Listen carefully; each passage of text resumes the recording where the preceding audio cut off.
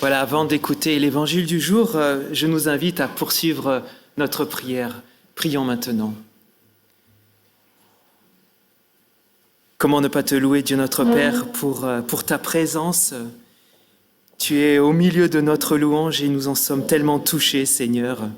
Oui, nous voulons ouvrir nos cœurs à ta parole. Nous avons soif de toi, Seigneur.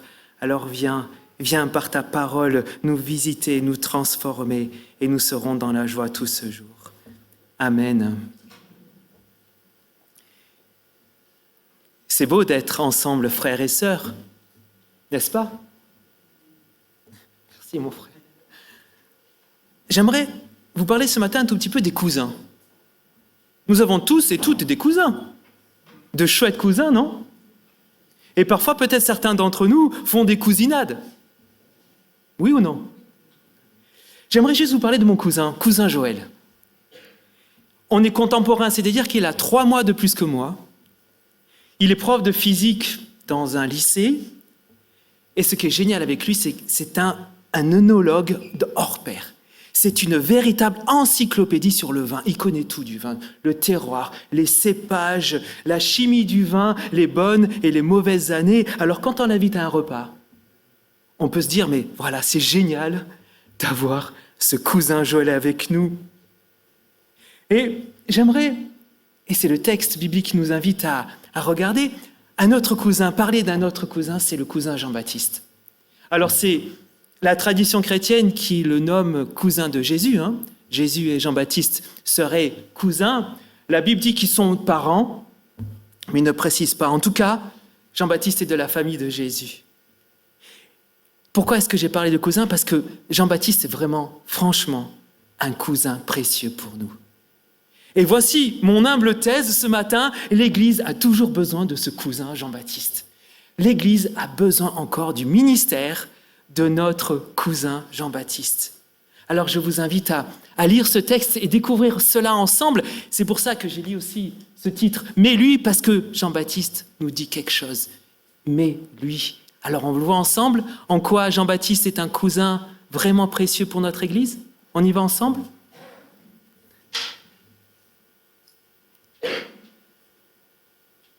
L'évangile du jour dans le chapitre 3 de l'évangile de Luc.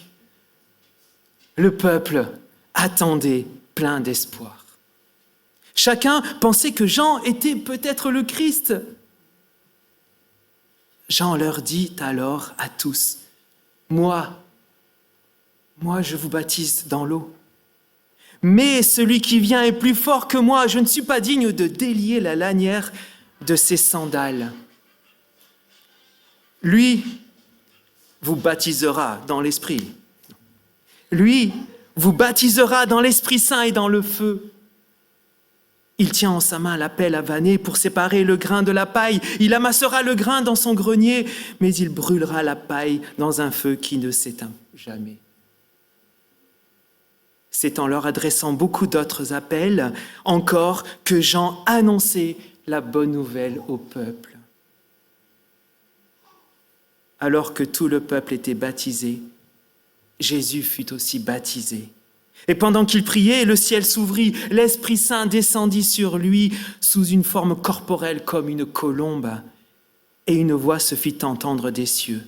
« Tu es mon Fils bien-aimé, en toi je trouve toute ma joie. » Voilà, jusqu'ici, pour la parole de Dieu.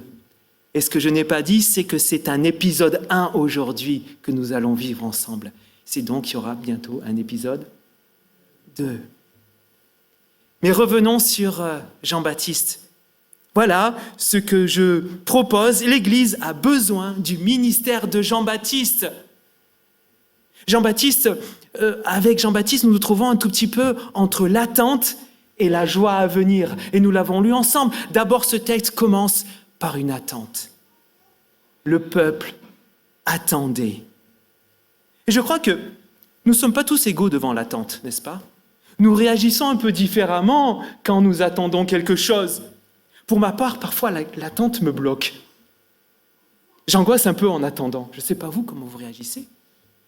J'ai entendu, et je posais la question à quelqu'un qui me dit, moi quand je commande quelque chose sur Internet, après je vais voir les vidéos pour le produit que j'ai commandé, et j'attends avec une certaine fébrilité. À l'époque de Jésus, le peuple était dans une forte attente. Il faut dire que le temps des prophètes était loin. La parole de Dieu avait disparu. Et Rome était là. Rome et son impérialisme, Rome et ses soldats. Mais la parole de Dieu avait disparu aussi. Et qu'est-ce qui se passe quand la parole de Dieu disparaît? C'est le temps du raidissement. Il est venu le temps des pharisiens. Un temps du permis ou de l'interdit. Les pharisiens sont obsédés par cela et ça touche aussi le peuple. Est-ce que je peux faire ça ou est-ce que je ne peux pas? Est-ce que je suis libre de faire ça ou est-ce que je ne peux pas? C'est compliqué. Et dans cette lourdeur religieuse, eh bien, le peuple attend autre chose. Le peuple attendait autre chose. Et quand Jean-Baptiste apparaît, waouh, c'est la petite étincelle qui met le feu. Il se passe toujours quelque chose quand la parole de Dieu advient. Le texte précédent nous dit qu'il y a un fort mouvement vers Jean-Baptiste. Ce peuple a soif de Dieu, il est beau ce peuple. Et je me souviens, il y a quelque temps, dans notre semaine écuménique, quand j'étais à Marseille, un prêtre disait « Imaginez si tout Marseille venait dans les églises, si tout Marseille avait la soif, comme ce peuple. » Il est beau ce peuple qui a soif et qui attend quelque chose de Dieu. Tous et toutes ont un mouvement vers Jean-Baptiste. Jean-Baptiste, lui, fait donc son job, son boulot de prophète. En attendant la venue de Jésus, eh bien, Jean-Baptiste prêche. Il a la franchise du cousin. Ce que je ne vous ai pas dit aussi, c'est que cousin Joël, c'est quelqu'un de franc. Et Jean-Baptiste aussi. Il appelle le peuple à la repentance. Il est un peu brut de décoffrage, notre ami Jean-Baptiste, mais ça fait un peu de bien de se faire remuer un peu. Il appelle à la repentance. Ce travail intérieur, mais aussi ce travail personnel, lucide sur nos vies. Nous n'avons pas fait ce que Dieu attendait de nous. Alors ce travail lucide, cette repentance amène, eh bien, une demande de pardon. Cette demande de pardon amène une conversion. Il y a tout un mouvement intérieur fort avec Jean-Baptiste. Et ces mouvements du cousin Jean-Baptiste, eh bien, ça amène des fruits visibles. Et le premier, c'est le baptême. Ce baptême est un signe extérieur concret d'un désir de changement. C'est un signe de conversion. Mais il y a aussi d'autres signes que je trouve magnifiques. C'est juste un peu avant. Les signes d'un changement, c'est une grande fraternité. Jean-Baptiste dira juste avant, si tu as 2 tuniques, partage avec un autre qui n'en a pas. Voici les signes d'un changement pour Jean-Baptiste. Il y a le baptême, il y a aussi la fraternité. Mais comme le peuple attendait le Messie, Jean-Baptiste aussi attend le Messie. Et je trouve magnifique dans ce texte aussi, c'est le regard lucide sur Jean-Baptiste, sur lui-même, le regard lucide que Jean-Baptiste a sur lui-même. Jean-Baptiste sait qui il est. Il est prophète, certes, mais il le dira d'une certaine manière. Moi, je vous baptise d'eau, mais je ne suis pas digne de délier les sandales de celui qui va venir. C'est là qu'apparaîtra le « mais lui » que je vous ai dit au début. Le « mais lui » sous-entend d'abord « mais moi ». Et Jean-Baptiste va dire « moi, je ne suis pas le Sauveur. Moi, je ne suis pas le Messie. » En fait, on perçoit que Jean-Baptiste dit « Moi, je ne suis rien sans Jésus ». Et on pourrait même dire « Le baptême d'eau ne vaut rien sans le Jésus qui arrive ». On pourrait dire aussi « La rémission des péchés et la conversion ne valent rien sans la venue de Jésus ». Jean-Baptiste invite tout son peuple à regarder, à voir le Messie et à attendre le Messie qui arrive. Jean-Baptiste, moi je vous baptise, dira, mais lui. Jean-Baptiste est comme un panneau indicateur, et regardez à lui. C'est pour ça que ce mais lui est magnifique dans la bouche de Jean-Baptiste. Et il nous dira ce qu'accomplira ce mais lui, ce Messie. Il baptisera dans l'Esprit Saint et le feu. Belle parole quand même. Il baptisera dans l'Esprit Saint et le feu. Alors pour éclairer cette parole, parce que Jean-Baptiste n'en dit pas plus, il faut se souvenir qu'un autre prophète en a déjà parlé. C'est le prophète Ézéchiel. On va lire ce que dit Ézéchiel sur le baptême. C'est la suite, diapositive suivante. C'est Ézéchiel qui parle au nom de Dieu. Et le jeu, c'est le jeu de Dieu. Je verserai sur vous de l'eau pure qui vous purifiera. Oui, je vous purifierai de toutes vos souillures et de tout votre cœur, de toute votre idolâtrie. Je vous donnerai un cœur nouveau. Je mettrai en vous un esprit nouveau. J'enlèverai votre cœur de pierre et je vous donnerai un cœur de chair. Je mettrai en vous mon esprit. Je vous rendrai capable, ainsi capable d'obéir à mes lois, d'observer et de pratiquer les règles que je vous ai prescrites. Vous serez mon peuple et je serai votre Dieu. Je vous délivrerai de toutes vos souillures. Voilà ce que Jésus va donner selon Jean-Baptiste. Par Jésus, il y a là comme une humanité nouvelle, un peuple nouveau, un peuple libéré, un peuple selon le cœur de Dieu, parce que ce peuple aura un cœur visité, un cœur conseillé, même un cœur habité par Dieu. Et ce cœur habité, qu'est-ce qu'il va faire? Il va être transformé. Une transformation intérieure qui produira des attitudes nouvelles. On peut comprendre ce que Dieu dit là, c'est qu'en fait, ce peuple vivra vraiment une parole qui est magnifique. Tu aimeras ton Dieu de tout ton cœur, de toute ton âme, de toute ta pensée, et ton prochain comme toi-même. C'est cela ce que prescrit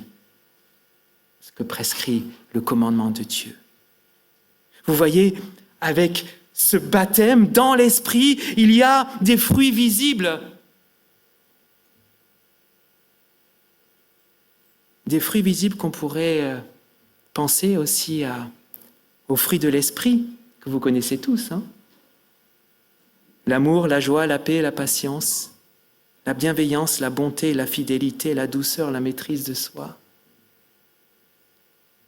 Voici ce qu'annonce Jean-Baptiste.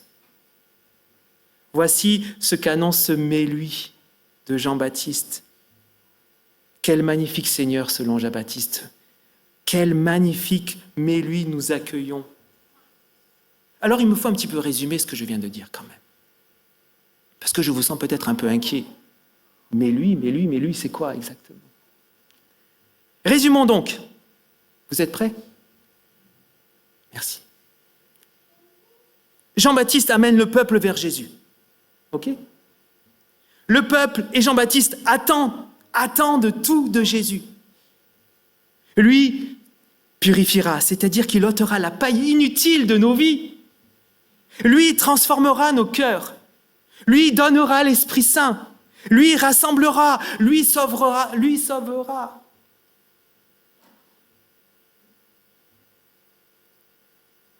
Mais pour Jean-Baptiste, eh bien lui, Jean-Baptiste, il s'arrêtera juste au seuil de l'Évangile pour laisser la place à Jésus notre Seigneur.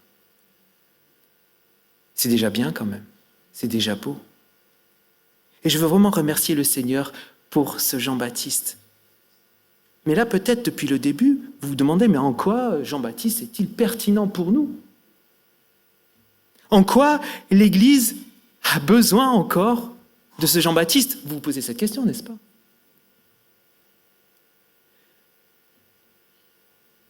Voici quelques pistes de réflexion. Ce mais lui annonce que le cœur de la foi, le cœur de notre foi, c'est le Christ. Le cœur de notre foi, c'est le Christ. Ce mais lui dit que tous les chrétiens, qu'ils soient protestants, évangéliques, catholiques, orthodoxes, pentecôtistes, charismatiques, non charismatiques, baptistes, libristes, méthodistes, épiscopaliens, ont un même Seigneur. Et il serait pas mal de s'en souvenir. D'autant plus que cette année 2025, ce sont les 1700 ans du Concile de Nicée. Alors là, vous me dites, mais de quoi il parle? Dans 2 dimanches, j'en parlerai. Non. Ce concile est magnifique, est fabuleux, est essentiel, mais venez dans 2 dimanches. Ce mais lui nous rassemble. Et j'ose dire cela dans la semaine qui va bientôt venir de l'unité des chrétiens. Vous savez quoi? Nous sommes déjà unis en Christ. Et c'est pas mal de le dire et de le clamer. Quelle que soit notre Église, nous sommes unis en Christ. Ce mais lui est aussi fondamental pour tout leader, accompagnant spirituel, pasteur. Il est bon de nous souvenir, nous ne sommes pas les sauveurs. Nous ne sommes pas le personnage principal de l'histoire. Alors, ça fait de mal au gourou, mais c'est essentiel cela. Jean-Baptiste nous dirait, avec ce « mais lui », quand tu accompagnes quelqu'un, accompagne-le. Sois présent, oui. Sois à côté de lui sur le chemin, mais indique Jésus, prêche Jésus, parle Jésus, témoigne de Jésus et un peu moins de toi. Le mais lui nous replace dans une posture de témoin qui est, c'est pas moi qu'il faut regarder, c'est lui. Franchement, ce mais lui est le meilleur remède contre tout gourou ou toute tentative d'emprise.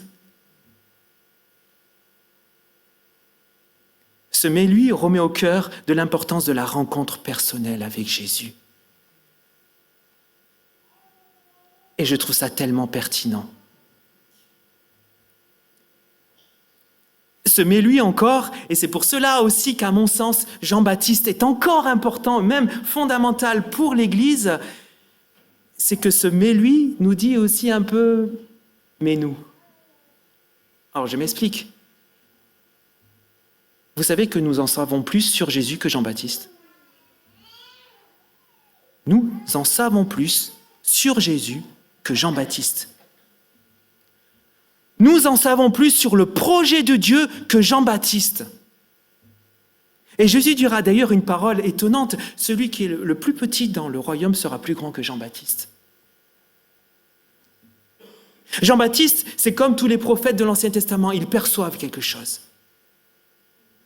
Mais le salut n'est pas encore accompli. La mort et la résurrection de Jésus, pour Jean-Baptiste, elle est encore à venir. Le Saint-Esprit n'est pas encore venu sur toute chair qui confesse Jésus. Jean-Baptiste n'est qu'au seuil de l'Évangile, mais nous,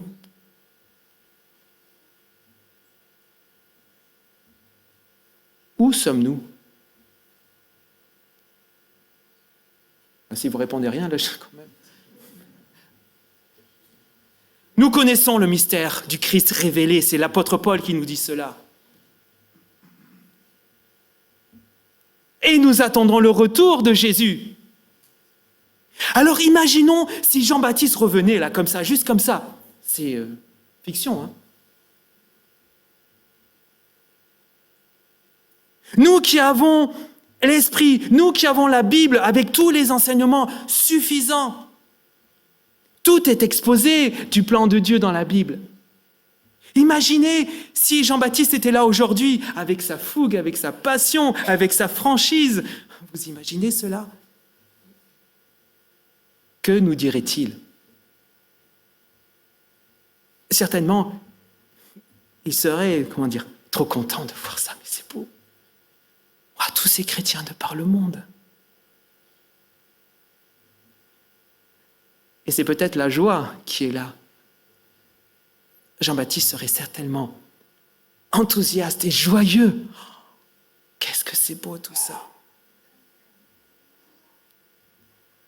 Il serait peut-être aussi fier. Waouh! Le Seigneur a accompli de belles choses. Mais je suis sûr qu'il nous dirait encore quelque chose d'autre.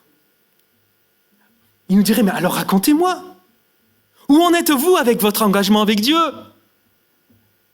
Votre service avec Dieu et votre foi, vous êtes tous baptisés, non? Racontez-moi votre marche. Racontez-moi votre écoute de l'Esprit Saint, vos fruits récoltés, votre vie transformée, votre élan vers lui vous pousse vers les autres, non? Et votre fraternité. High level. Vous avez tous le cardio pour Jésus, non?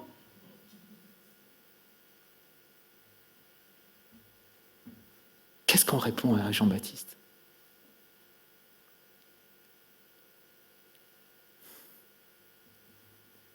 Jean-Baptiste nous décentre de nous-mêmes pour nous inviter à regarder vers Jésus.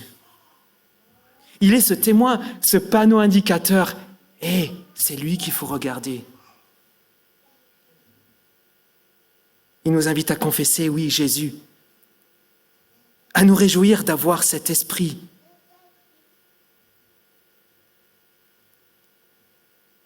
Et il nous envoie aussi, il nous pousse. Allez montrer aux autres combien c'est beau. Combien c'est beau et bon d'être croyant. Pour qu'à notre tour, nous ne prêchons pas nous-mêmes, on n'est pas le personnage principal du récit. Mais qu'on puisse dire, par nos paroles, par nos gestes,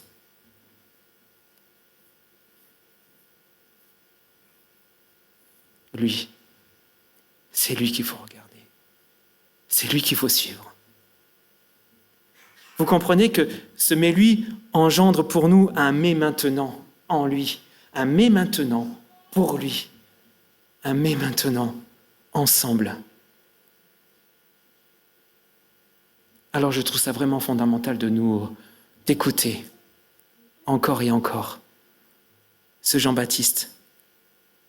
Et je crois que c'est là peut-être notre défi pour 2025.